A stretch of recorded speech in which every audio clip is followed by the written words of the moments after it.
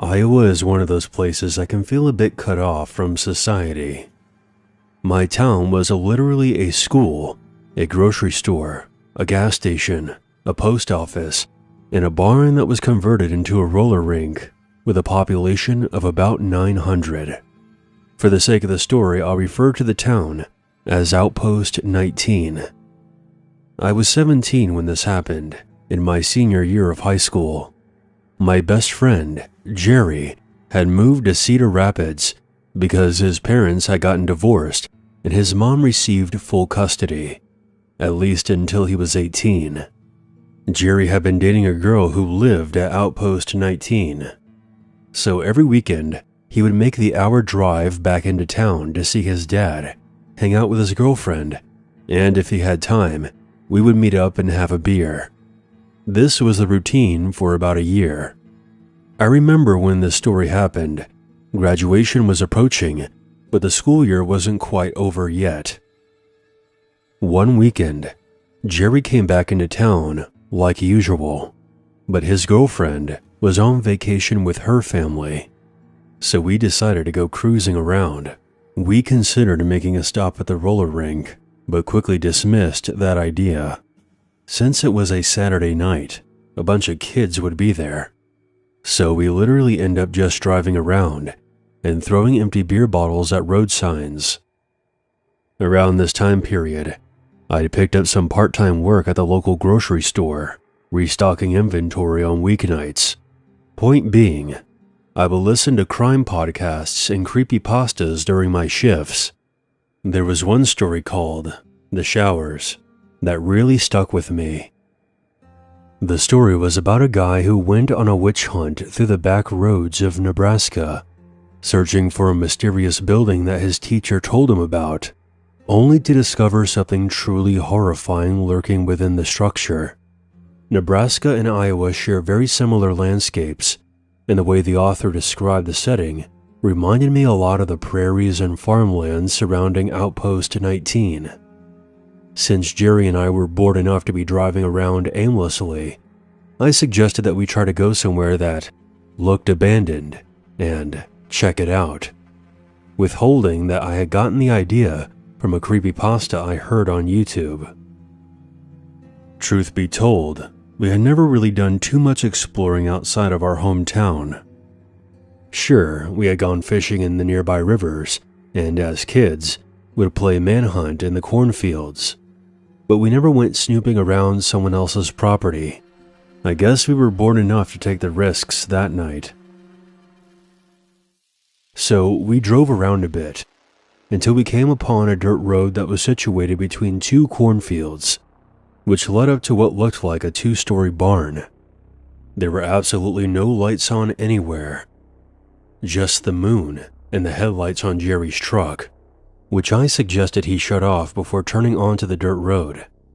We moved slowly and carefully along the dirt road until we reached the barn house at the end. I was geeking out on the inside because this was literally just like the story. But we had no idea if this barn house was actually abandoned. We could have been shot at by some angry farmer for trespassing. But there wasn't a soul in sight. So Jerry turned his truck around to face the dirt road and killed the engine. If we had to make a quick getaway, at least the truck would be facing in the right direction. We then got out of the truck and made our way toward the barn. As I said before, there were no lights anywhere on this property. But in the moonlight, I saw one of those galvanized windmills, a couple of water troughs that were dumped over, and a silo next to the barn.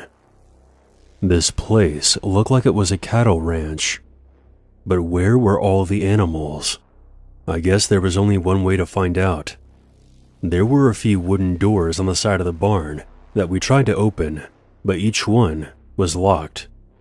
So we made our way to the giant double doors that were in the very front of the building, and to our surprise, they swung right open.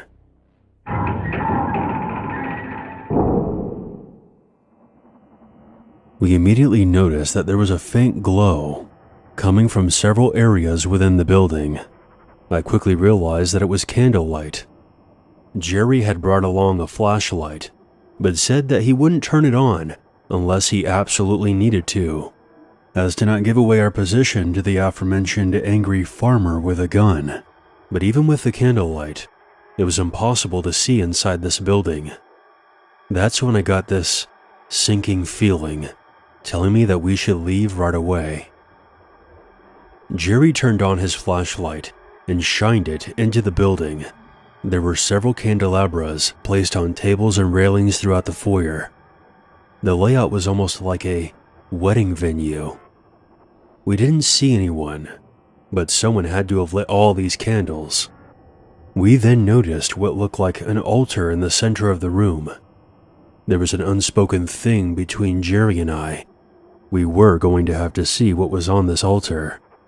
And as we got closer, I saw a large knife between two candlesticks that had been stabbed into something. We had to get a bit closer to see what it was, and we soon discovered what looked like a dead lamb. Jerry, I think it's time to leave. Now. We booked it back to the truck, got in, and started it up. I took one last look behind us before we sped off back down the dirt road. I shit you not, I could see several figures standing outside the barn, and we even heard something hitting the tailgate of the truck before we peeled out of there.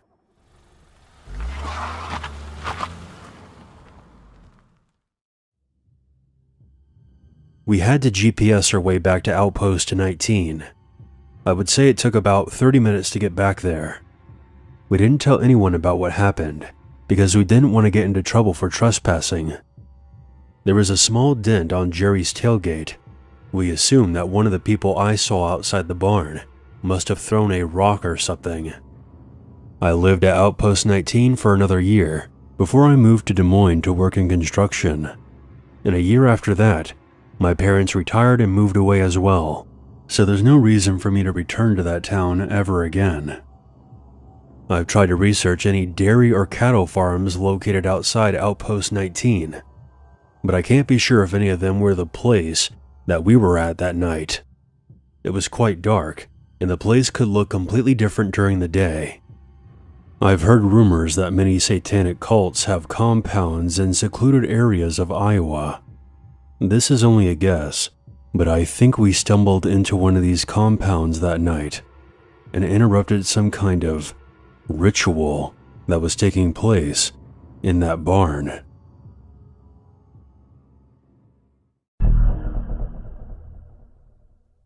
During my early 20s, I worked as a meter reader in Iowa City.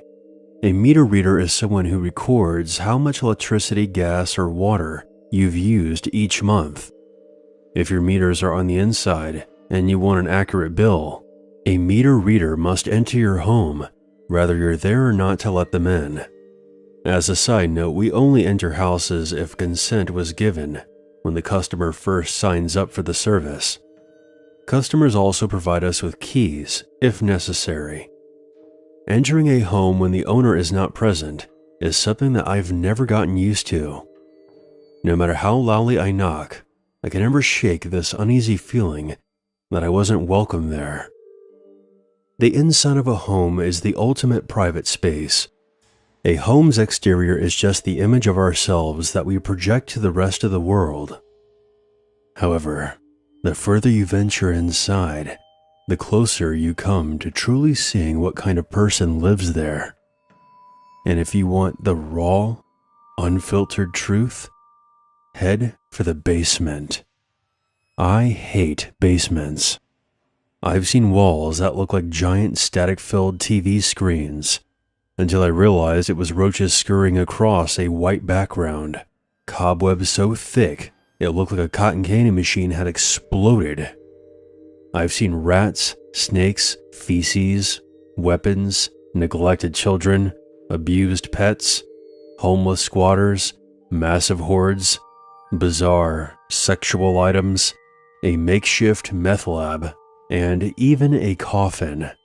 There are rational explanations for all these things. Well, maybe not the coffin.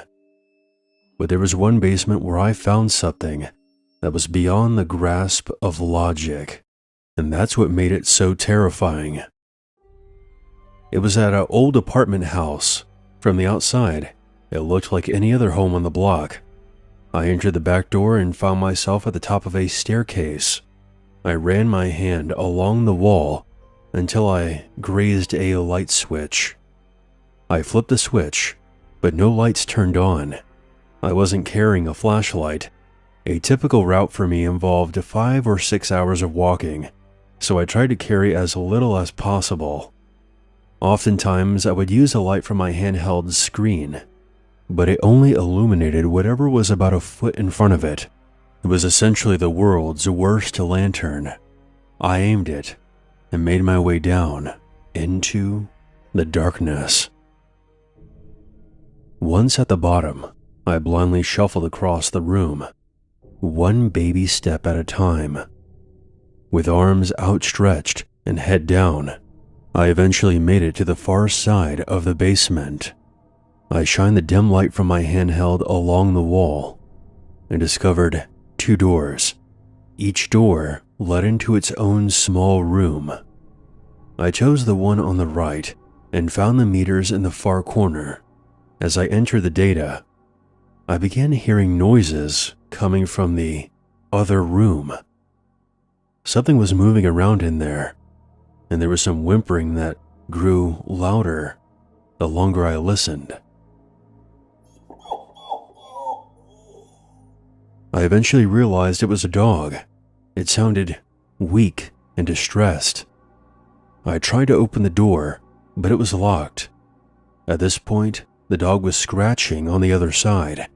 I felt helpless. I reported it when I got back to the office, but I couldn't shake the thought of that dog being trapped down there in that basement. It stuck with me over the next month until it was time to return. So there I was, in the same place a month later, back inside that dark basement. At least this time, I knew where the meters were located. I shuffled back to those small rooms and entered the one on the right, while carefully listening for any sounds that may come from the other room.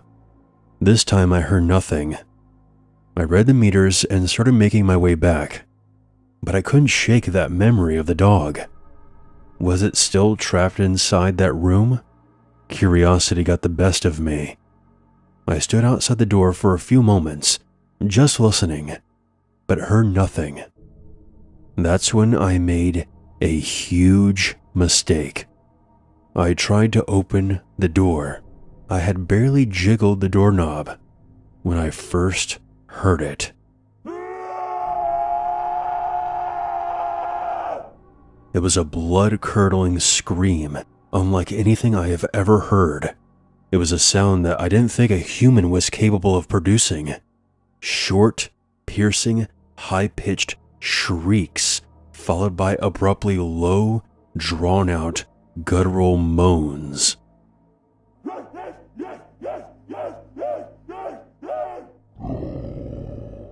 That ultimately morphed into something that I can only describe as crying, but much louder. It was all over the place, some sort of psychotic, free-form jazz. I stumbled backwards, nearly losing my balance. I shouted something like, "Hello? Who's in there?" But there was no response, just more screaming. "Are you okay? Do you need help?" Still no response. The screaming continued. There was no doubt that whoever was in there heard me. Apparently they didn't want my help at all. They just wanted me gone. So I fumbled my way through the dark room toward the exit. When I got to the top of the stairs, I just stood there, listening. I was trying to wrap my mind around what I was hearing. I waited for the screaming to stop, but it never did. When I finally left, it was still as loud and demented as it was when it began. I felt relieved. But that quickly vanished when I realized I had to do it all over again next month. I reported what I heard, but nothing came of it. As my return drew near, a sense of dread began to grow inside of me. What kind of lunatic sits alone in total darkness and silence? My mind created endless explanations of what kind of hell was beyond that door. By the time I returned, I had built them up in my mind so much that anyone other than Lucifer himself would have been a letdown. But there was no sign of anyone, or even over the next several months. I had nearly given up on solving the mystery when a stroke of luck pulled me back in. One night, I went to a concert with my friend, Laura. After the show, I gave her a ride home. She moved somewhat recently, so she had to give me directions. I didn't really pay much attention to where she was leading me, until she pointed to a house a ways up the street. I couldn't believe it. She had moved into the house with a mysterious room in the basement. This is going to sound weird, but have you ever noticed anything odd about the basement at this? Before I could even finish my sentence, she blurted out, "Some crazy guy lives down there." Finally, I had confirmation. She went on to tell me that even though her apartment was located in the attic, she often heard him yelling late at night. But that wasn't all. She had actually met him. One day, while walking to her car, she saw him standing in the lawn. He was perfectly still, with no expression on his face.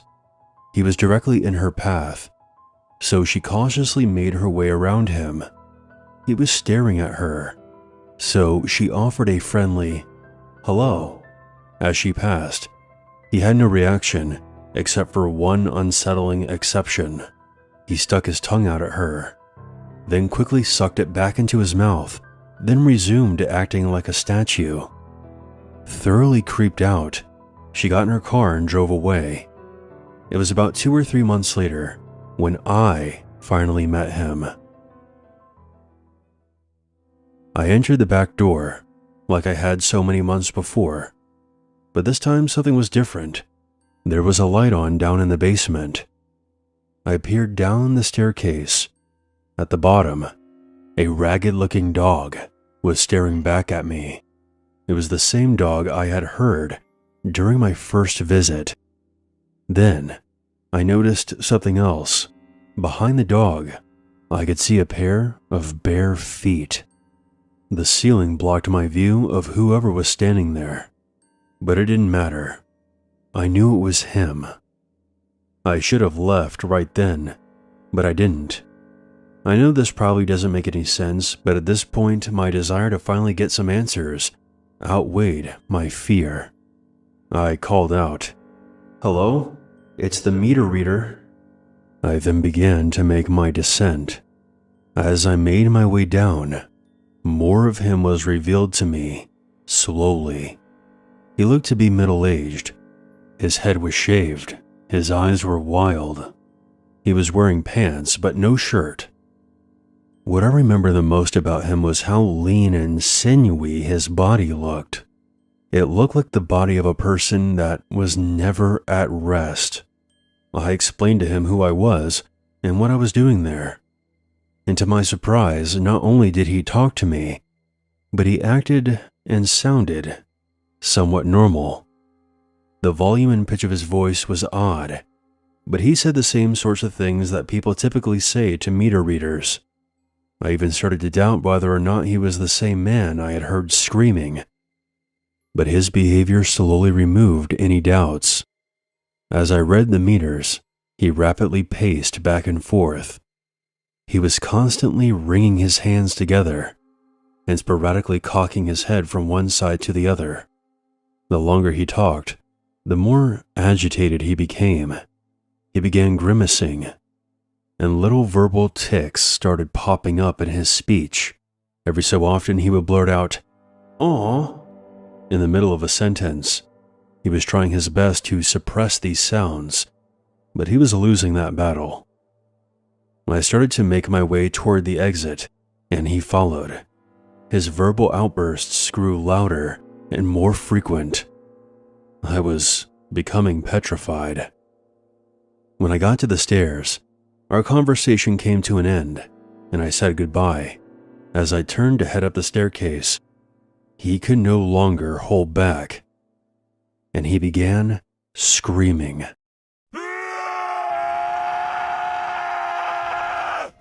The very same unforgettable screams I had heard coming from the locked room. I ran up the stairs as fast as my legs would carry me, flung open the door, and rushed back into the daylight. A couple of months later, I had some friends over my place, including Laura.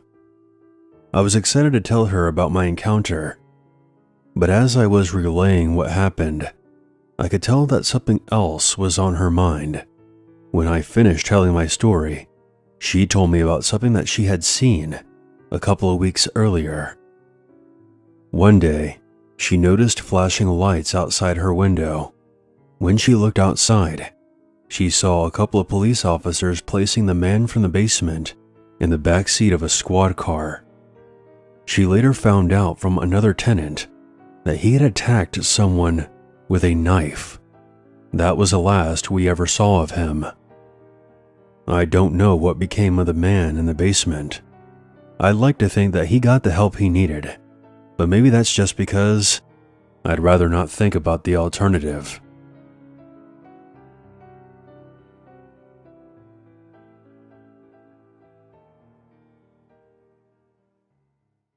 There's always a reason to be afraid.